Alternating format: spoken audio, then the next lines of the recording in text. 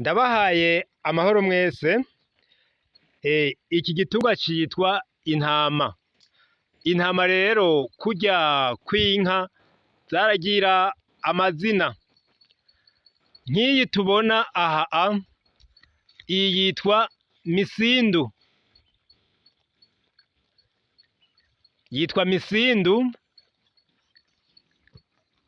Iyi hanyuma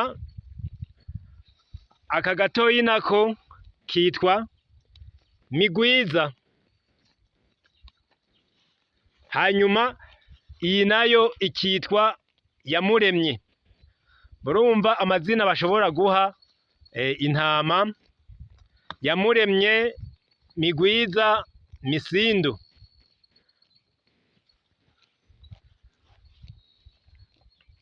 Tubibutse rero yuko iyi ntama kera cazira ko abarundi bazirya.